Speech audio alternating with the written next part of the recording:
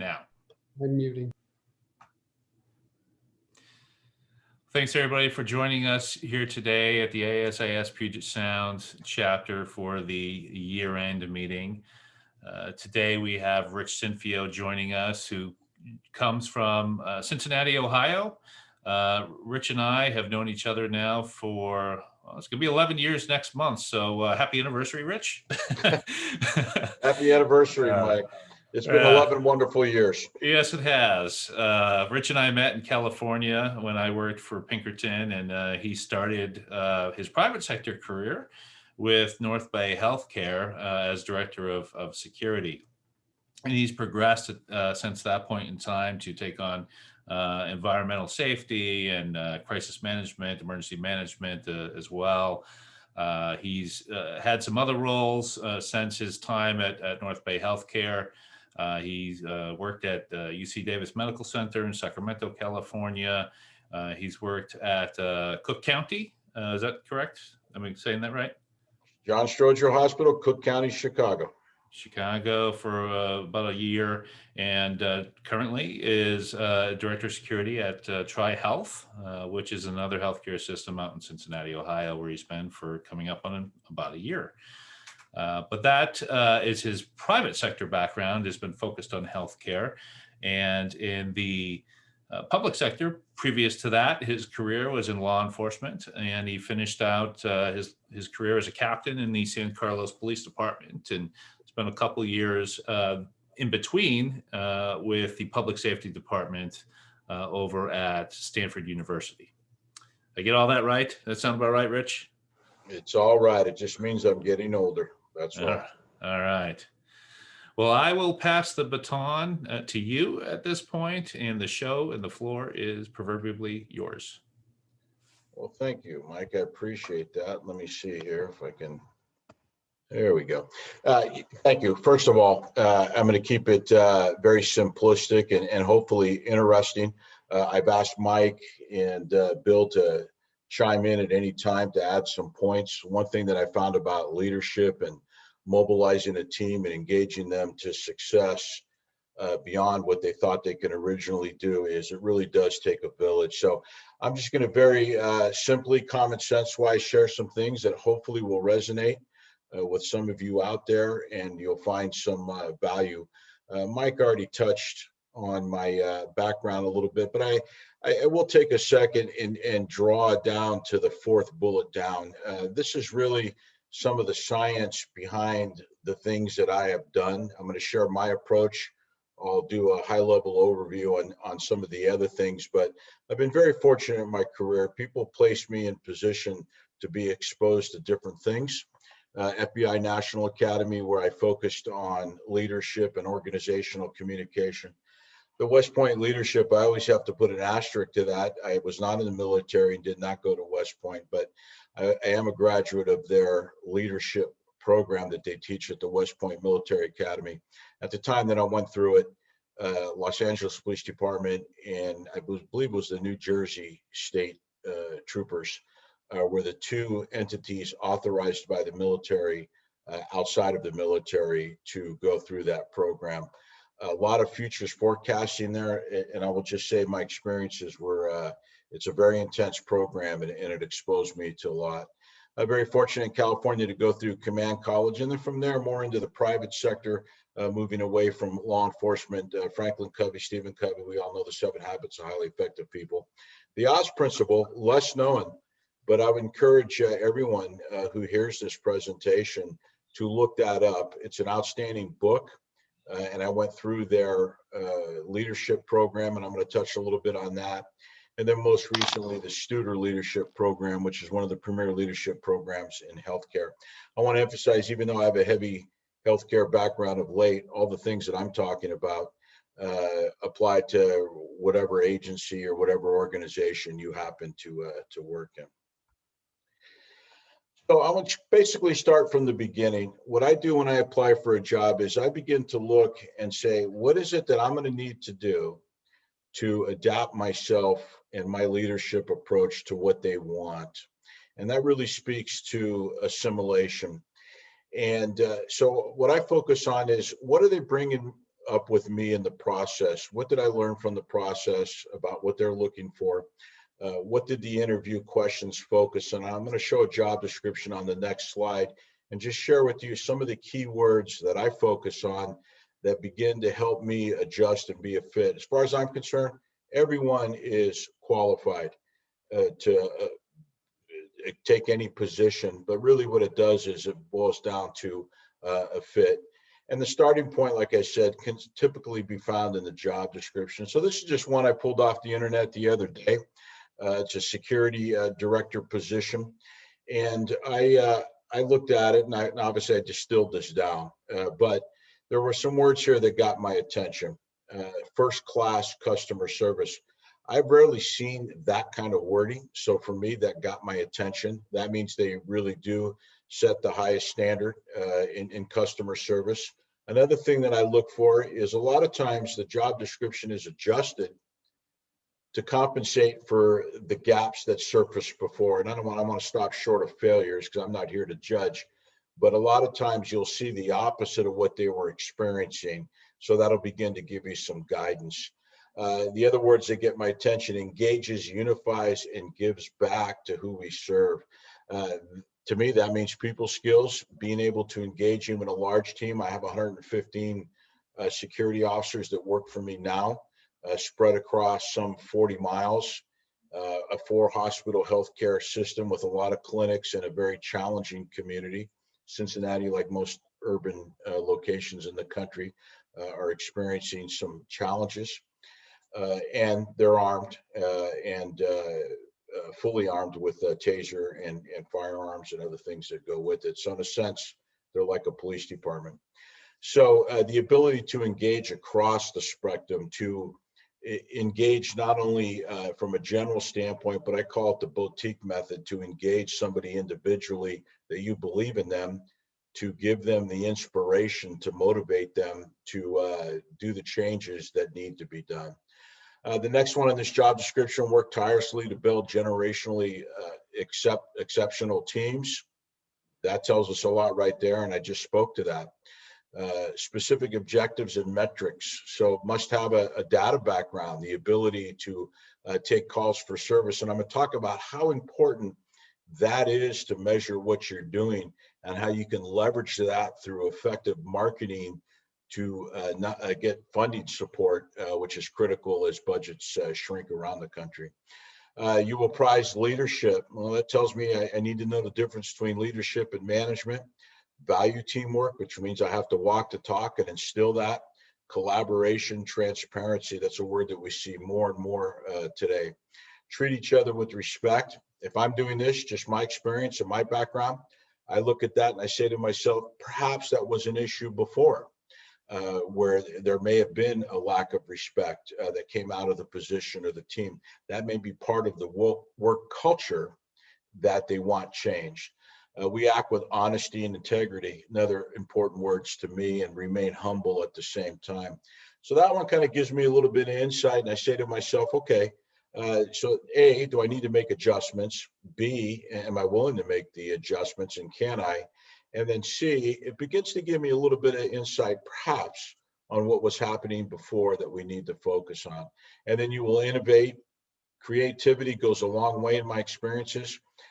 Nimble and first to market and not adverse to risk. So the question becomes on that is at what point do they become adverse to risk? So just in breaking down a job description, that's what I look like.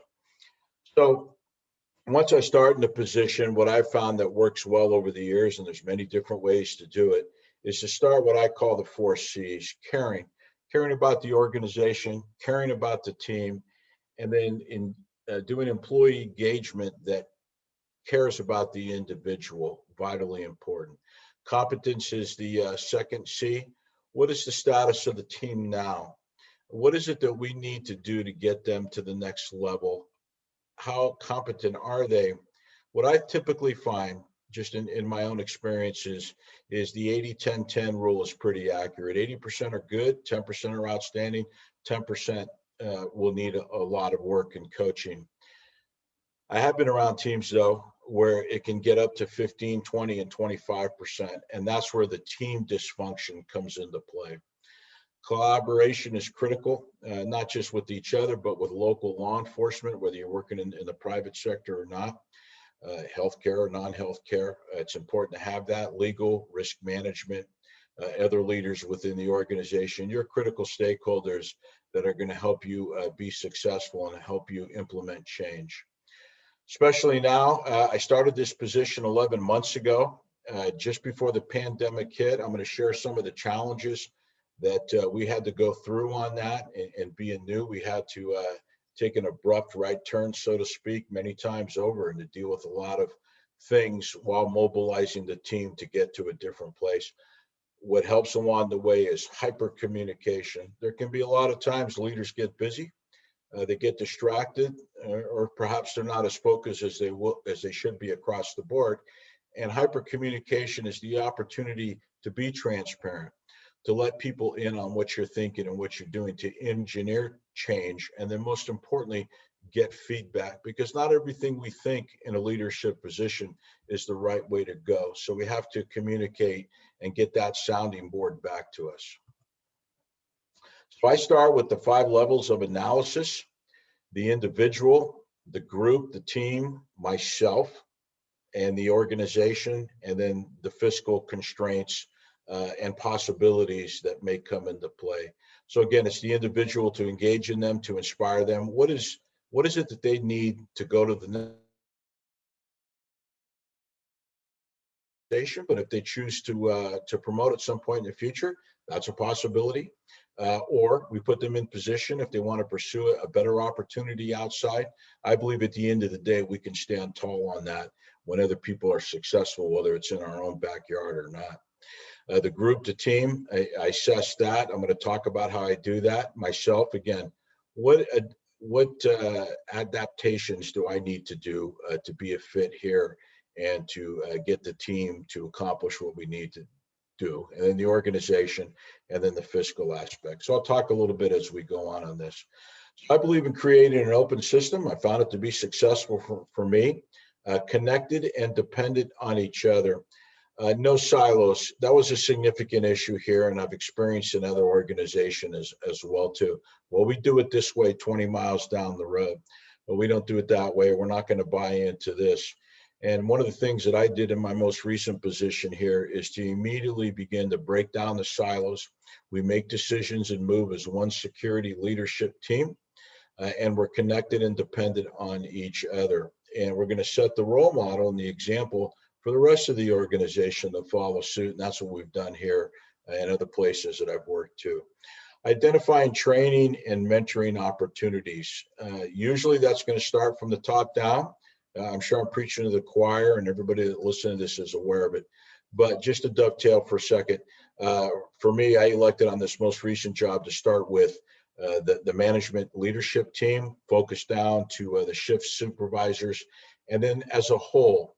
So for this particular team, we identified, I think it ended up being 11 topics that we need to focus training on: proactivity, how to problem solve, how to document our activities from a risk management system, how to enhance safety. I'll just touch on healthcare in case you don't know. It's the most statistically the most violent entity in the United States. Assaults on staff are prevalent. Typically, if you have a 100-bed hospital, you average 14 assaults per 100 bed annually. In another place I worked, we ran for an 800-bed hospital about 40 assaults, up to 45 assaults per 100 beds. So you can see there can be a lot of fluctuation. There's a lot of weapons that come in. We instituted metal detection at my previous place. And I will tell you, in the first 72 hours, we recovered 160 prohibited items: homemade weapons, firearms, tasers, pepper spray, clubs, hidden knives. So it's a dynamic situation, unfortunately, that occurs in healthcare.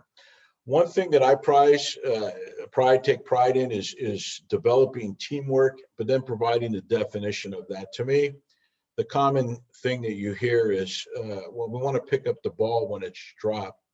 But I find there's another half to that equation, and it's picking up the ball without judgment. And that's something that requires constant monitoring, constant reminding. You're always going to get a little bit of politics and bickering and those types of things, and frustration. I get it. But in general, we want to pick up the ball without judgment. We take honor in picking up that ball. And I'll explain a little bit more as we go on. Seizing the leadership moment, critical. I had that happen when I got back here with COVID. And we begin to see a lot of issues. And the fact of the matter is, society in the United States today is not in the mood to be told no. And especially in healthcare with this pandemic, I don't want my temperature checked. I don't know why I can't have 10 visitors in my room and not one. And the fact of the matter is, some people are aggressive, and they're physically aggressive. And we've had to resort to arrests. And I know this has been happening elsewhere in the country, and restraining orders and those types of things. So recognizing as that event involves in front of you, what it is that needs to be done to mobilize the team to take advantage of that opportunity to make the environment we work in as safe as possible. Shaping the culture, I'll talk about that a little bit more in a moment. But basically, you have the opportunity when you start to define the team. What is their brand image? How are we going to market that? And not only for the security team, but we have the opportunity to influence the rest of the organization as well. And to me, that is really the most important aspect. And then this last one, I had a meeting on this just last week, understanding that repetition equals reputation. A lot of teams, and I've come across a lot of leaders that don't really understand that concept, and they don't recognize the importance of what that means. When we're customer service oriented, when we're viewed as rapid problem solvers, when people don't know what to do, but they turn to security because of previous positive experience, when they're fearful or there's been a threat and we can provide a threat assessment, then that kind of repetition, being a subject matter expert is the last one, equals the reputation. But the opposite is true. If we have people calling off, we can't staff a post, somebody's done something wrong, there's an ethical violation, stole from inside the system, whatever it happens to be, the business that I'm in, excessive force, for example, in a very compassionate environment is counterintuitive and it's wrong. It's understanding that what do you want to be remembered for, but that goes back to repetition. So repetition equals reputation. I've spent a lot of time over the years talking about that. So now we can drill down into the work culture redefinition, as I call it. It's not team building. What I do is, depending on the team, and I've had other teams, not just security, emergency management, and in healthcare, I actually had custodians, environmental service, over 100 team members in that unit, which brings a whole different dynamic. And even with that team, I sat down, and what we do is everybody has an opportunity to participate. I typically ask 16 to 25 questions, and I follow what's called the NGT format, nominal group technique, where there's no rank in the room. Everybody's encouraged to participate, and we go round robin until every question has been answered to the group's satisfaction. And some of this is really common sense. What should we stop doing? What should we start doing? What do you expect from me? What should you have zero tolerance for? But here's, to me, where the rubber meets the road. Sometimes we have to remind people what the job does for them. Unfortunately, we live in a prevalent work environment now where it's a one-way street. Our employees are constantly coming to us. What are you going to do for me? In a job interview, I'm not really interested in hearing what I can do for you. I want to know how you're going to contribute to the team and why should we bring you on board. And I'm going to give you a question and a statement that I give everybody. Just gave it a couple hours ago to somebody we're going to bring on the team. So, and that is along the lines of, how do we define our critical stakeholders? How do we define a good teammate? What is it that we should have zero tolerance for? What do they expect from me? So I go through these questions, and then the answers to that provides buy-in. and it forms the foundation for a strategic plan to take the team forward. It's often the first time the team's been asked for in-depth input. I've experienced that everywhere I've worked. It's never been any different. It helps level set the team. It lets them know what your expectations are, and it's an opportunity to see how they think. And they have a say in shaping short and long-term vision. And I've always found them to be very receptive to that. Establishes, like I mentioned, the no-fly zone. It's the first message that begins to change the culture and to build new habits. You know, we know they're typically the top 6 or 7: sexual harassment, excessive force, unethical conduct, theft, time theft, those types of things. But a lot of people are hearing that message for the first time, so we shouldn't take it for granted. Promotes teamwork and communication. Now, in every place I've worked, out of this comes our value statement. So in my current employer, it's people, patience, and pride. In my previous place, when I was going through the job interview and when we did the NGT technique, in my previous place, it turned out that the team was not trusted and they weren't viewed as a critical asset. So that became our mantra. That became the value that all decisions were based on. So my previous places, to give you an example, it's a trusted critical asset. In my current position, it's people, patience, and pride. So taking the team to the next level, they learn that they have a voice and they're going to be listened and respected too. Then we begin to develop a common cause. I believe that every team needs to have a common cause. And we spend a lot of time over the years. I'm copying Simon Sinek here. Remember, I said I'm going to provide some of the science, the why behind what we do. I encourage you, if you're not familiar with Simon Sinek and the why, it's a 6-minute video. Go on YouTube. He talks about Apple and he illustrates his point. I show that video to every team that I take responsibility for.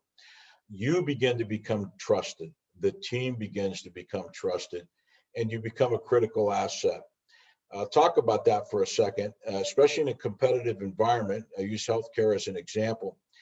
If I have to go up against a CAT scan guy who's asking for 1.5 million for a new CAT scan machine, but he can show that he's going to generate 2 million in the first 6 months, very difficult to compete with that kind of environment for fiscal support.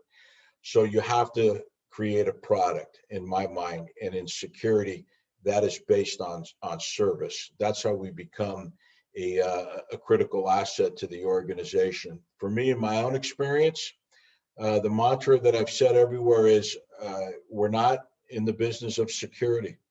We want to make that human connection. We are to provide comfort when people feel uncomfortable. I have found, perhaps it won't work for you, in and outside of healthcare and the environments I've worked in, I can tell you that when you provide comfort to people who are uncomfortable, that is completely leveraged into additional staff and fiscal support. In the times of layoffs and cutbacks, and we had some in our own organization, we increased the security team by 20%. Because they recognized what we were doing. And then the last component on this is succession planning and for supervisor and team development. A lot of coaching goes into play on that. Hiring talent, I'll just touch on that for a moment. What I always look for is there an opportunity to impact the applicant's life. They're at a point in their life, perhaps they've been laid off, bills are piling up. Is there an opportunity to bring on a good person and we're going to impact their life in a significant way, which produces gratefulness? I find that when you do that, you have a friend for life inside and outside of work. Is there a message focused on what they can do for the team? I've touched on that earlier. We need to talk about that as well. To me, it's a two-way street. And then are they fit for the team and are they service driven? Do they have the soft skills, the emotional intelligence to do what we need to be done? And then what I always do is conclude with a statement and a question. And I'll just tell you what I said a couple hours ago. There's 14,000 people that work for my organization. After 10, 11 months, I probably met 200 and I've been in front of 500 or so making presentations, safety presentations and those types of things. So the fact of the matter is 13,000 plus don't even know who I am other than they see my name and they come across my name in different meetings.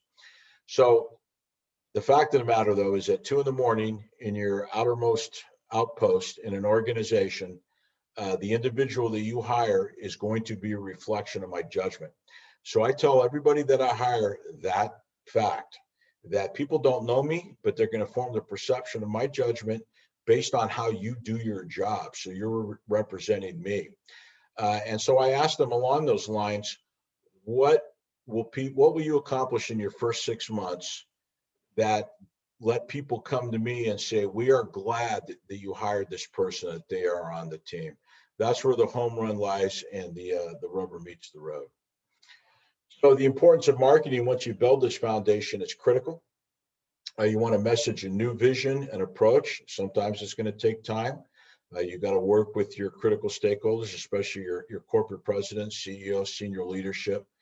You need to align the team, make sure that they are buying into the vision. And how I go about that is I immediately look to say, who can we get in front of and how can we communicate? And that's where the marketing of change and the opportunity for resources and redefining services begin. So it's involvement in as many meetings as possible, establishing the team as subject matter experts, offering training, critical in places I've worked. One thing that I came up with is called the Yellow Brick Road to Personal and Professional Safety. This goes for any business where we teach people to donate 90 seconds a day to their safety when they're coming to work, when they're at work, and when they're going home. I have found, especially what's going on in communities, the civil unrest, people go home and watch the news, time changes, it's now darker earlier. People are afraid. And so when you speak to that fear and give them some very simple skills to follow, there's an opportunity for them to learn and feel more comfortable about their situation. Remember what I said, we're in the business of providing comfort to people who are uncomfortable. Articles for internal publications, you have periodicals that come out in an organization. That's a great way to get in front of people.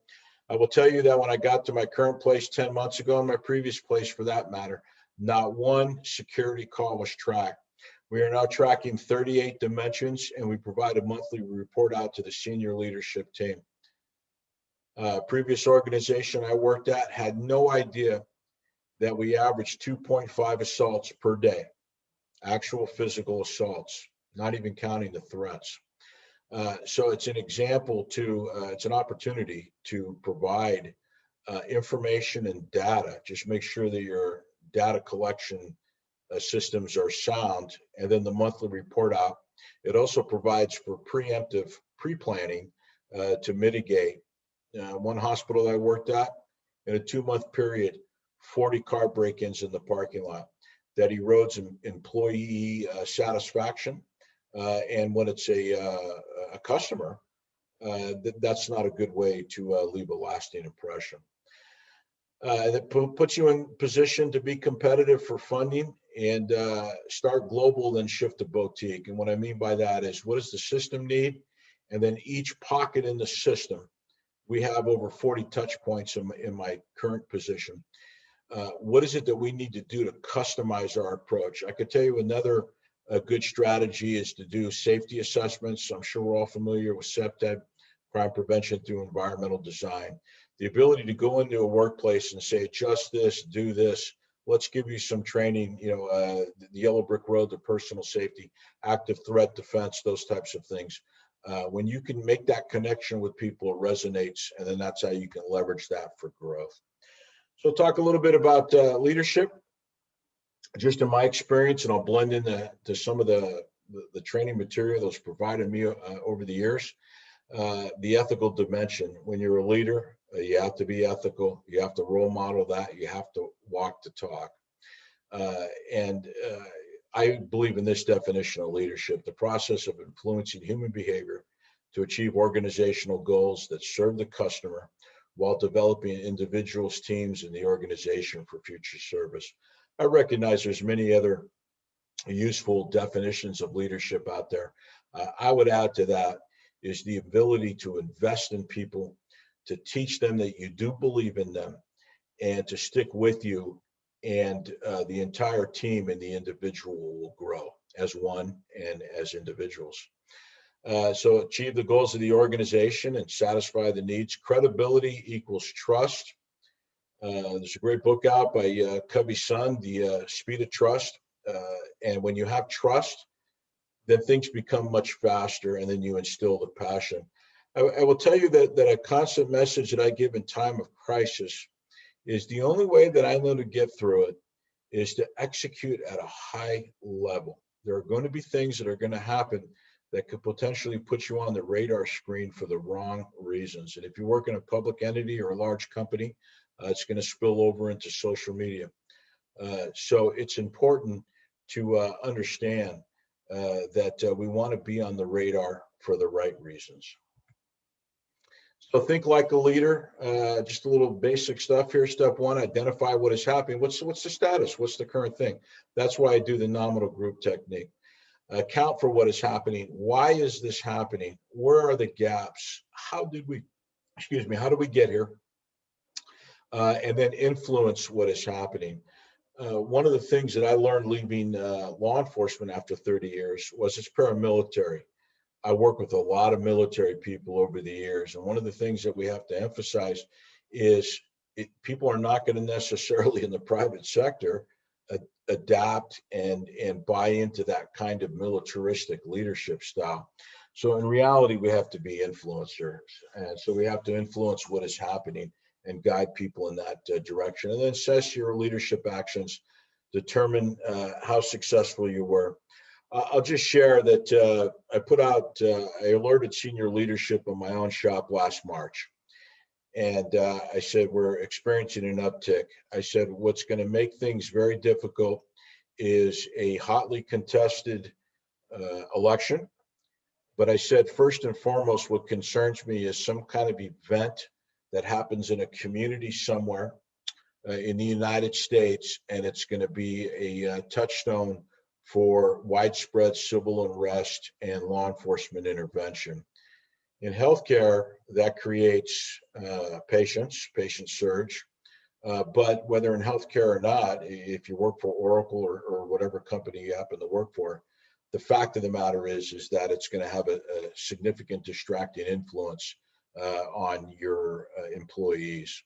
So in fact, it was 2 weeks after I brought that to the leadership team was the Minnesota incident happened. And then that snowballed into many other things that we've seen. So just real quick and basic, I try to wear two hats when it comes to leadership. We all know the studies. Most people tend to lean towards one or the other. I'm just going to give you my definition that I found to be successful over years and may or may not be a fit for you. But just simply put is like the little hats say there, I focus, if I'm talking about people, that I do a leadership approach. I inspire, I focus on them. What is it that we need to do to get them and the team successful? So anything that has to do with people, I put on my leadership hat. If it has to do with management, I put on my management hat, but it's non-people. And I define management as budgeting, policies, risk management, audits, and those types of things. Audits doesn't mean we don't trust. We trust. We just need to verify. And in healthcare, it's heavily compliant, as I know a lot of other private entities are. So basically, that's what I do. I just split it right down the middle. If it's systems, it's management. If it's people, then it's leadership. And I found that if you can transition between the both and not lean too heavily one or the other and have it depending on the circumstances, then you'll be successful. So when it comes to decisions, what values do you base your decisions on? I encourage you to think about that.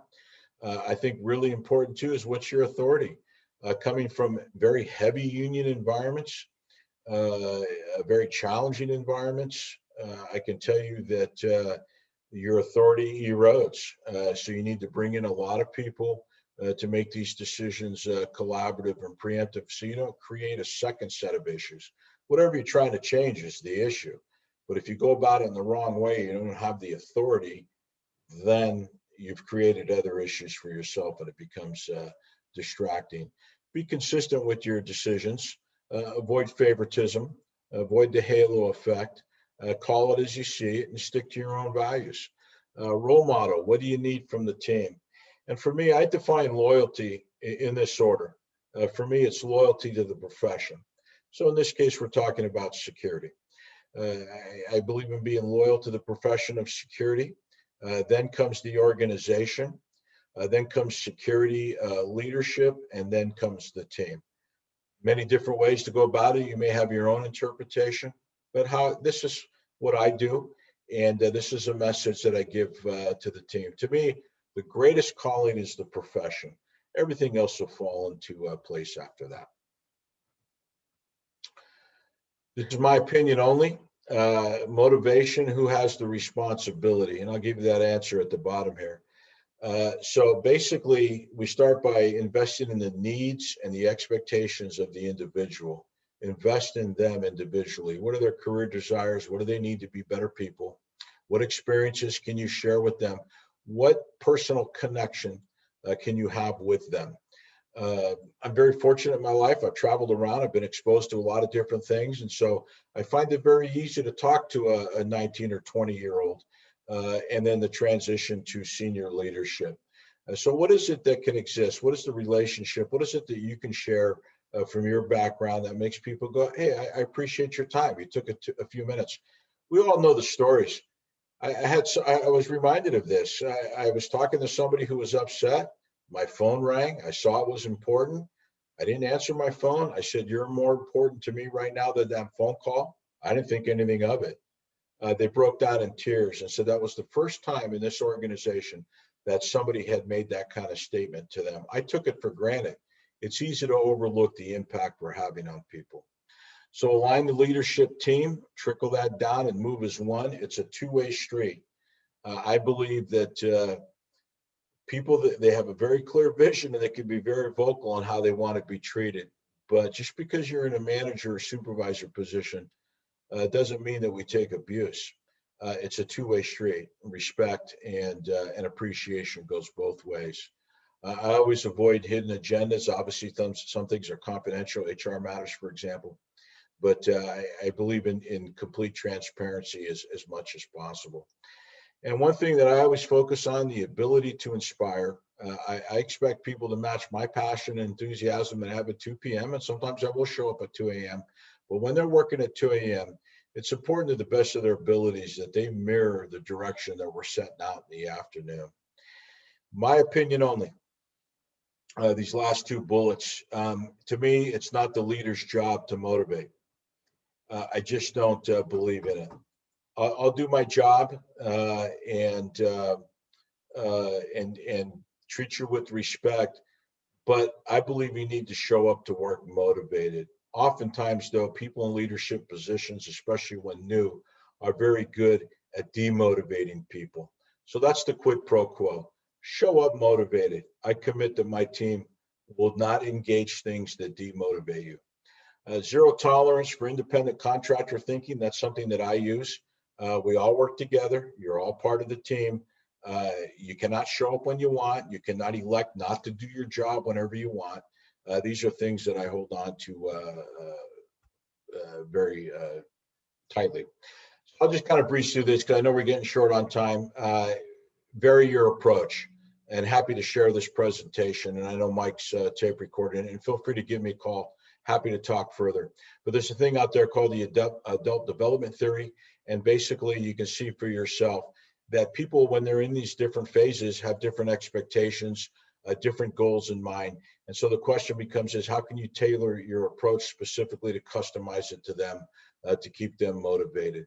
Locus of control, simply said, what is it that the employee believes they have control over in order to get their buy-in? They want control over their environment, especially these younger generations, and they're all positive, they're all good, no critical statement of them. But what is it that they feel they have control over? Goal setting, I love that quote. If you don't know where you're going, any road will get you there.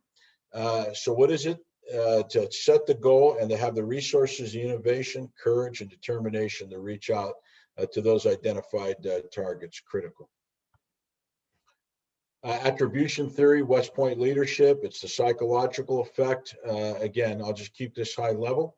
But a lot of times we know people blame others. I remember as a young officer pulling over somebody who ran a red light. And she said, I ran the red light because I was distracted. I was thinking about your police chief's new kitchen cabinets I'm designing. Right, wrong, or different, that person got a ticket. So people are quick to blame external things as opposed to themselves. I've already summed that up there. Bad weather made me late for work, those types of things, or they try to steal credit for somebody else. I'll keep this again high level. The theory of bias, again, this is from West Point.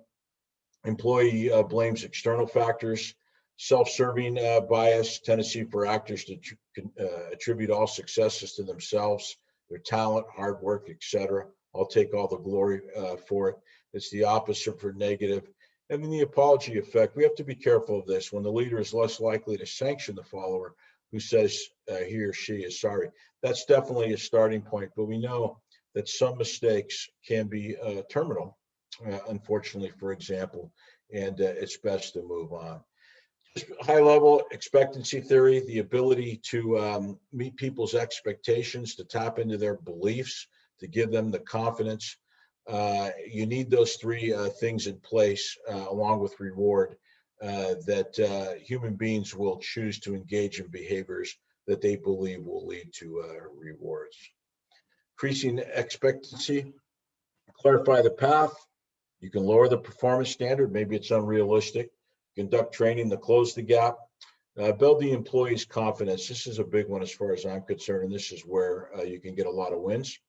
Restructure the work environment by ensuring that adequate resources are available. Some teams are understaffed. Positive accountability, I believe, starts early. It's not to be feared and preventative in nature. I just think it really is what it's about: reinforcing, not playing the gotcha game, teaching, coaching, and helping them be successful. I think is really important. I'll just keep this high level. Feel free to read it at your leisure. But basically, as I call the circle of accountability, it's your ethical presence. It's building those relationships, investing in people, caring about them legitimately. Ask, communicate, learn yourself, especially when assuming new responsibilities. Coach gaps, problem solve, and then most of the time it ends up being good news and a higher performing team. Sometimes we have to resort to formal discipline, for example, but we can't shy away from that. We have to be prepared when all other coaching methods and education methods have been exhausted. Then we need to move on. Couple quick things. Assimilation, we know. Make sure you got a good training program. I call it the red flare, and I encourage everybody to avoid the red flare. It's when we see something, we see an issue, and we dismiss it. We downplay it. And in reality, and first line supervisors, shift supervisors fall into this trap all the time. But when that flare lands, it starts a big fire that you're going to have to deal with. So I encourage everybody to assess things accurately. Don't put your head in the sand. Otherwise, it's going to come back up and hurt down the road. The Oz principle. I just want to take you to the last bullet. This book had a huge, and this training program had a huge impact on me. To get above the line and out of the blame game, the last bullet, you must climb the steps to accountability by adopting the see it, own it, solve it, and do it approach. And the Oz principle basically is based on the Wizard of Oz. And it's really one of the most outstanding leadership programs that I went through. And it's the principle of everybody in the Wizard of Oz think they needed to go to the wizard to get what they needed, a heart, a brain, to get home. And in reality, at the end, the message of the movie is they had the power within them all the time. I encourage you to do some reading on that. I found it to be very impactful for me as a leader and manager. The power of empathy. I'm going to touch on this real quick. This is a presentation that PRS provided just to go through this quickly as we wind down on time. Empathy is a very powerful conflict resolution tool. It's a very positive reinforcement leadership tool, and it promotes a connection. So it's inclusive into the team. It's a professional growth opportunity. I will tell you this to be true from my own experiences. You keep long-term employees that way. It can be a very competitive environment. It provides the organization stability. It helps reduce stress when you can place yourself in the position of the other individual, your employee, or the team member that you're trying to provide service to. It also provides a foundation for motivation and enhanced creativity and improved performance. And I will tell you, when you get this kind of synergistic process going, when you're moving as one team, and I'm happy to say that this is what we've been doing in my most recent position, the results are phenomenal. And when you're in a very competitive environment for funding, and you've demonstrated worth, you can go in front of, because remember, security does not generate revenue. So when you can show the benefits that it does do, that's how you can leverage that for additional funding for team expansion. Why empathy matters more today: there's an uncertain future. Patience is required. An uncertain future, in my opinion, is the greatest demotivating factor in any workplace. Traditional office space is shrinking. We deal with threats more and more on a day in and day out basis, a lot of civil community unrest. There's narrow business margins. When you take an empathetic approach, especially during pandemic, I'm living it every day. Thank God that we have these vaccinations coming out. Economic stress, uncertainty, forced job separations. It is really important to place yourself in the other person's shoes. And the pandemic wave 3 is well underway, as we know now. Some empathy tips and strategies: listen, don't judge, use a soft tone of voice. We all come, usually in our business, we have strong personalities. Adapt yourself to your audience. Share your experiences. Be fallible. It's okay. Ask yourself, have I experienced the same thing in my lifetime? That promotes empathy. What relationships can exist moving forward? Early recognition, especially from a team building standpoint, is vital. And you'll have a friend for life, both in and outside of work, when you can engage staff in that way. I'm going to hold off on. I'll just briefly touch on the pandemic, and that if there's any questions, happy to entertain them. But the pandemic has brought about a new set of challenges in healthcare. In case you're not aware, it's the most violent entity in the United States, and it can be very, very, very challenging. And my team was on the news a couple months ago for having to deploy tasers, which is counterintuitive to a nurturing environment. But when the dust settled, we garnered great support from the community and inside the organization. So I think pandemic's going to continue for another 6 months. It's going to produce continued challenges in the workplace on safety, threats. We've had people show up they didn't believe it. They wanted to see the dead bodies, so to speak. We've obtained restraining orders. So my message there is stay the course, be sensitive, be empathetic, be accessible to your team, especially if they're working 24/7, and let them have a say on what course we chart out.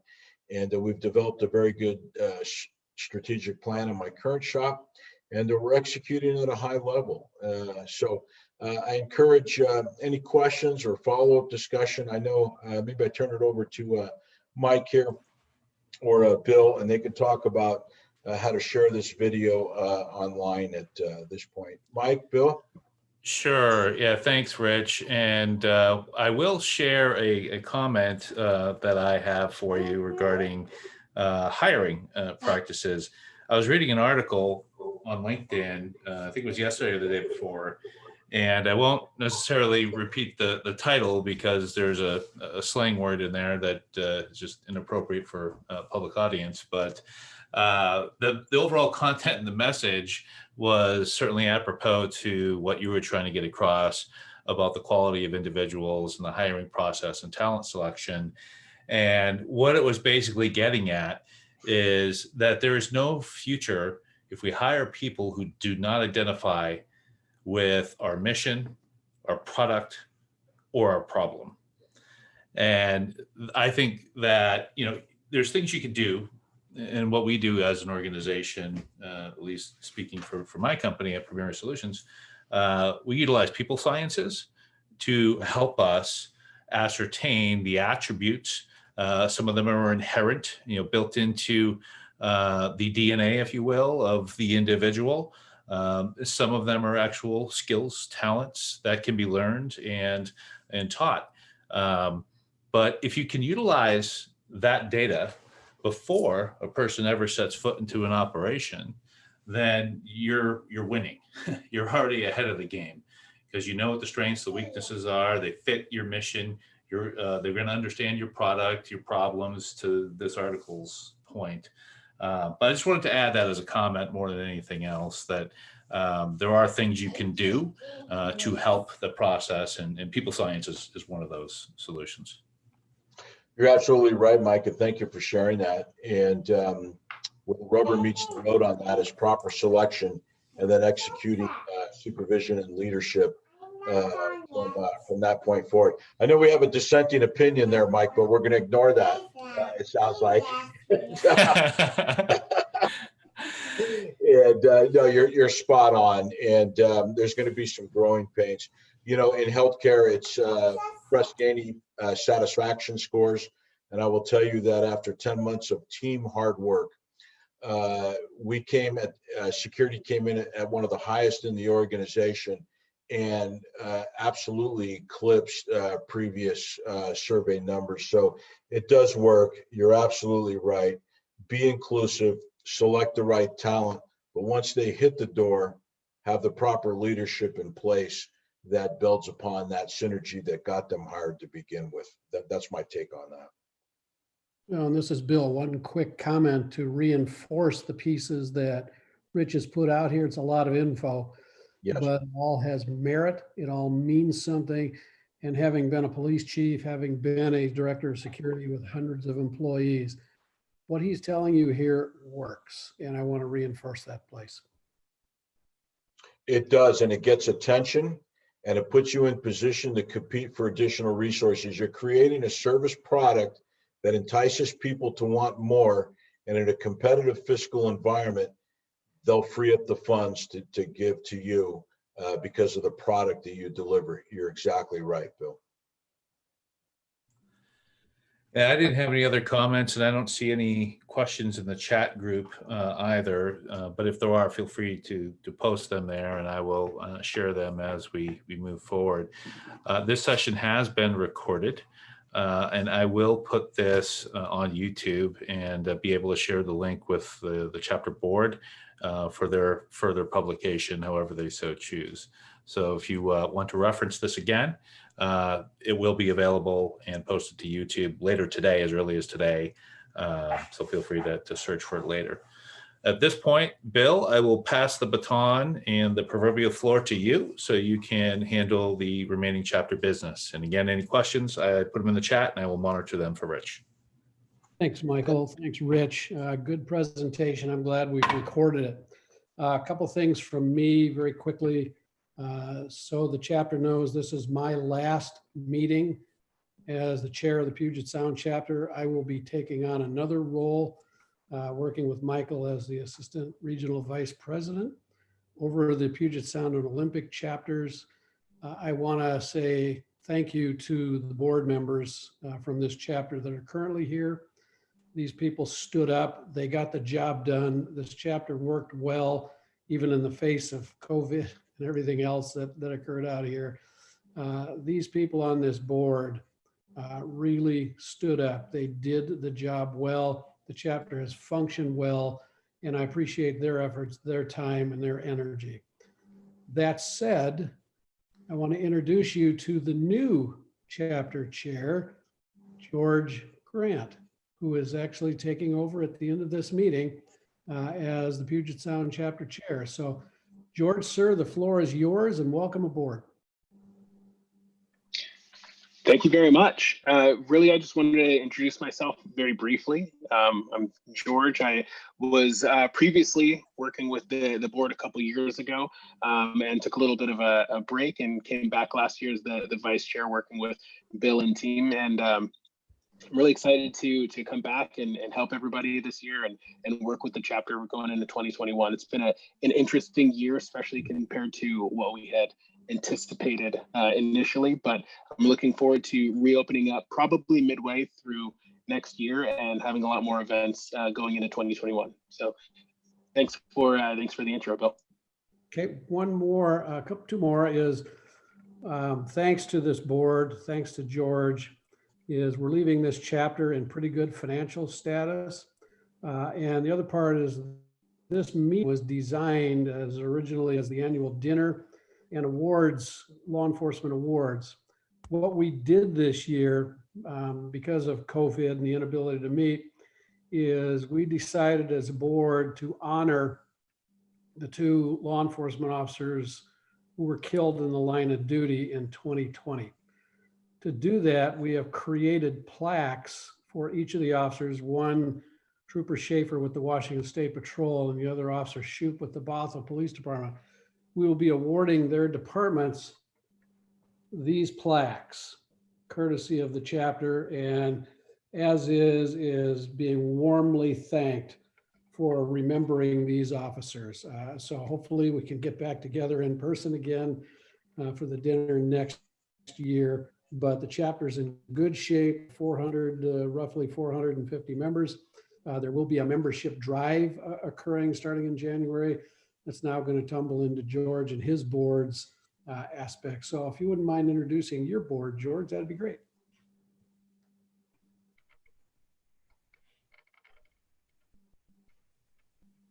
Sorry, I was muted.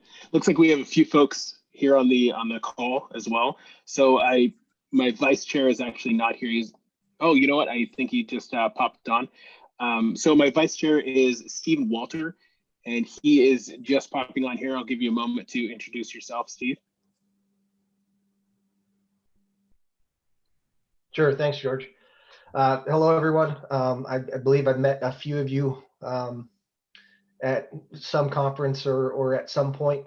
So I'm excited to work with George and the board here and get involved. And this is really I haven't been heavily involved in ASIS before, but I'm excited to become more of a part and help out this chapter. So thank you very much for having me. Thank you. Next up is our new secretary who's coming in and working with the board, Paul LeBlanc. And I know you've been in and out and involved with the chapter for a number of years. If you'd introduce yourself. Yeah, thanks, George. Appreciate it. It's good to see everybody, and you know, I'm grateful for the opportunity. I've been looking for ways to get more involved. To be honest with you, with COVID, and then I'm doing some transitioning on my team, a little reorg within internally. So it's been a busy time, but I'm kind of starting to come out the other end of that, and look forward to participating more. I've been with Pointstar 10 years. I lead the risk function there. I've got fleet, facilities, and loss prevention. My background's been corporate investigations. I was with Zales Jewelers before, and then was a corporate investigator for Kroger, for Fred Meyer up here in the Northwest. I do sit on the ASIS Retail Loss Prevention or AP Council. Been part of that now for a year. So looking forward to kind of bridging those two and seeing what we can do to get more participation and obviously whatever George and the rest of the membership throws at me that they need me to do for the secretary role. And a quick fun fact, actually, Paul was one of the instructors at my CPP study day for one of our seminars that we had a couple years ago. I don't know if we're going to be moving back to the seminar format or whatnot, but I hope we do. And if we do, then hopefully we'll have another panel of great instructors like Paul. Well, I appreciate that, George. Really, I owe a lot to Michael. Michael has been always the guy that's kept pulling me into different opportunities, and then George, you helped me lead down the path of the mentor opportunity, and I've had fun with that. Been a little disjointed with COVID. Looking forward to picking that program back up as well. Paul, it may or may And- not have been me that put your name in the hat. For Yeah, I secretary, kind of so. figured that it might have been. It would be. I mean, that's got to be consistent with the theme over the last several years, Michael. And I appreciate the push. I really do. I'm glad to have you. I'm glad you stepped up. Thank you, Paul. And lastly, but certainly not leastly, our treasurer, actually, the outgoing 2020 and incoming 2020 treasurer, Gil Bodrak. If you could introduce yourself. Oh, sure. I think I know most of the people on the call, but my background was in healthcare as well. I appreciated Rich. I've known Rich for a while. So appreciated his leadership presentation. That was awesome. And then now I'm working for Avigilon. It's a VMS, video management, system access control, and business development for the West Coast. So got out of operations after 30 years. I'm much less stressed now than it was in being involved in that, which is good. And I'm treasurer because nobody else wants to do it, I guess. Which is fine. It's not overly stressful or anything. It's usually most difficult at the beginning of the year when all the membership drives are happening, keeping track of the funding. But I think we got it down a little better. I've also spent some time. We're getting a new webmaster, so I've spent some time with this gentleman as well. I think his name's Paul. And so we're going to kind of work collaboratively with Ben, who's going to want to help us with the website development, using that for its maximum effect on driving membership, sending out event emails, all that other sort of business. So anyway, that's it. Well, Yeah, you've we done an have excellent a job, lot and of- I appreciate you continuing on through the years here too. And who knows, maybe you'll hit that 6-year mark here in another year or two, right? Yep, pretty soon. Yep. Somebody else can do it, but it's pretty easy to do. That was the most challenging because I think when I came in, there was nobody in place. And so we had to kind of pick up some pieces, like where's the bank account? We got to still have a PayPal account out there somewhere that nobody can really dig into. So there's still a little bit of work we got to get done to clean it up. But that was the most challenging part of it. You've done a great job. Thanks, Bill. Appreciate it. Yeah, thanks, Mike.